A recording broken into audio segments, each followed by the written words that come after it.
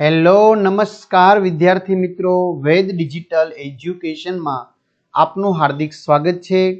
આજે આપણે ધોરણ 5 વિષય ગુજરાતીમાં તારીખ 6/9/2024 ના રોજ લેવાયેલી એકમ કસોટીનું 100% ટાઈપિંગ સાથે સંપૂર્ણ પ્રશ્ન બેંકનું સોલ્યુશન જોવાના છીએ।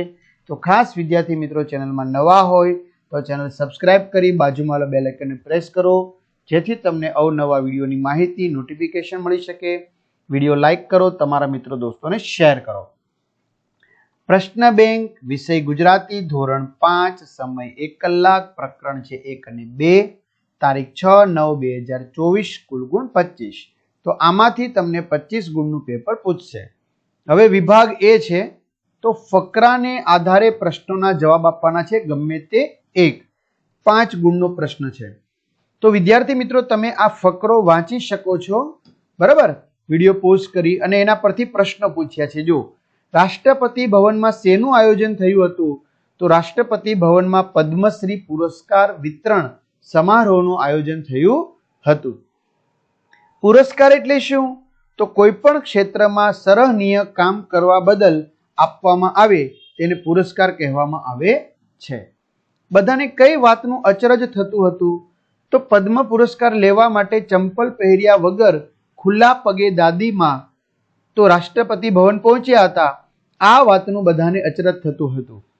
દાદીમાને પદ્મશ્રી પુરસ્કાર માટે સાથી પસંદ કરવામાં આવ્યા હતા। તો કર્ણાટકમાં હુલીકલ અને કુદુર વચ્ચેના 4 કિલોમીટરના રસ્તા પર 385 વટ વૃક્ષનું વાવેતર કરવાથી તેમની પસંદ કરવામાં આવી। પદ્મશ્રી મેળવનાર અન્ય કોઈ મહાનુભાવનું નામ લખો।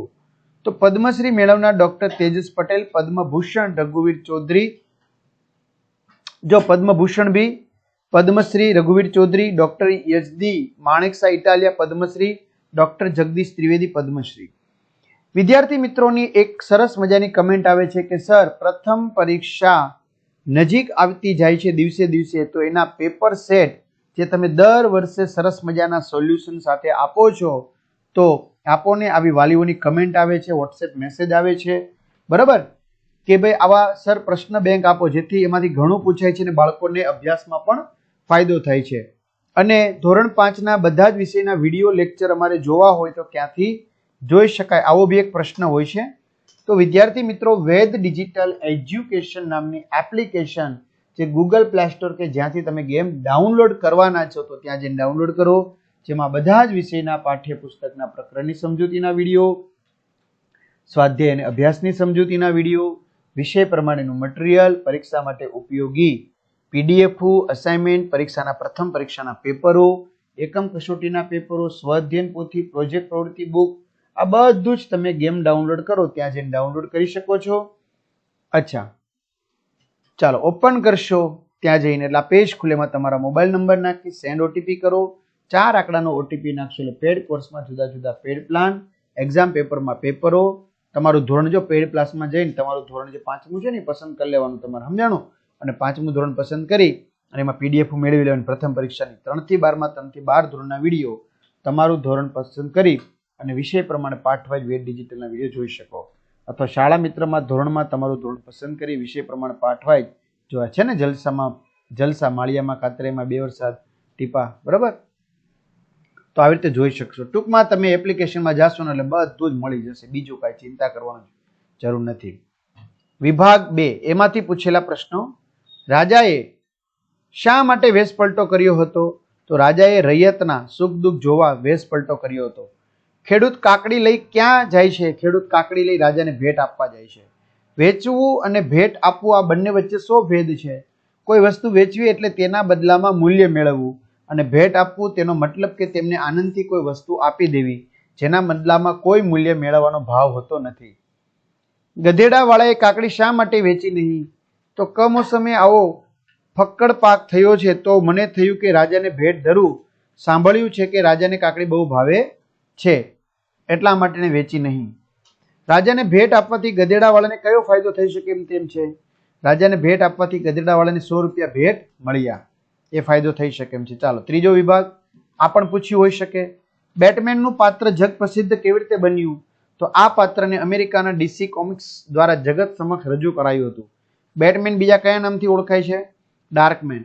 આ ફકરામાં સંદેશા વ્યવહારના કયા કયા માધ્યમોનો ઉપયોગ કર્યો છે? રેડિયો, ટેલિવિઝન અને ફિલ્મો. ફકરામાંથી અંગ્રેજી શબ્દોની નોંધ કરો. Batsman, animation, television, dark night. Batsman એટલે શું? બેટમેન એ કાલ્પનિક પાત્ર છે.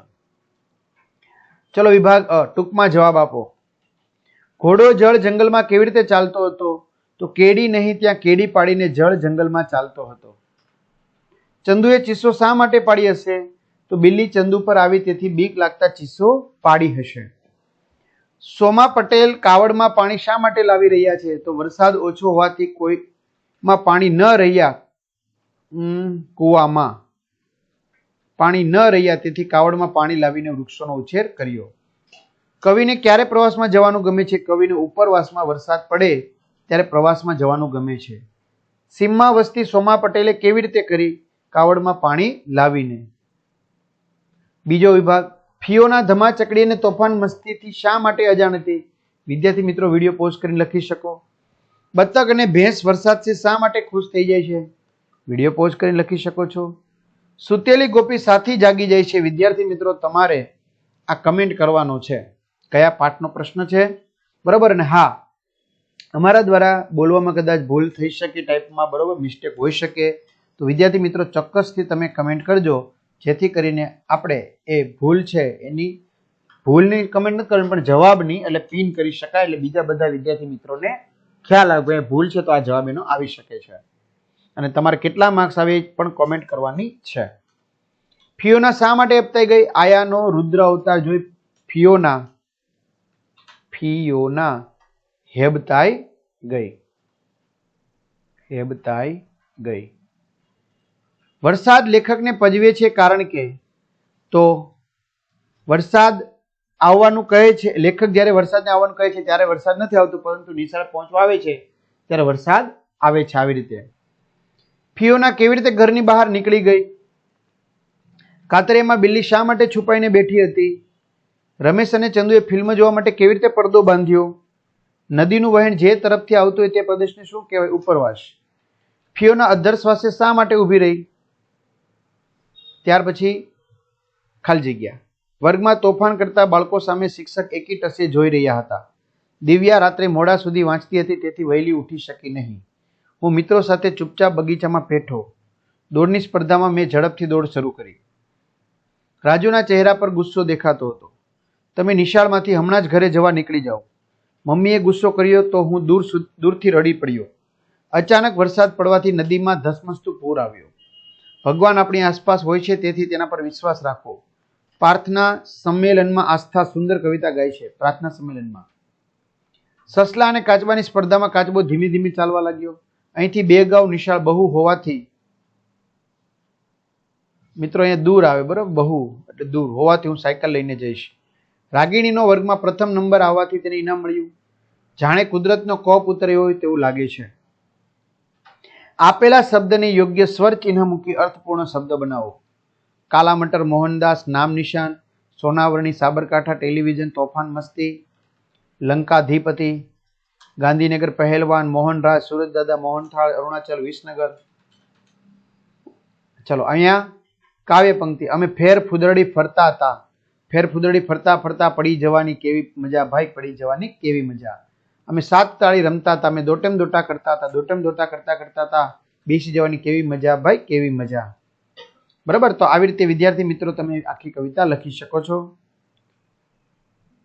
ચંદુ હું ને ચંદુ છાનામાના કાતરિયામાં પેઠા. બરાબર. એવી કવિતા લખી શકો છો.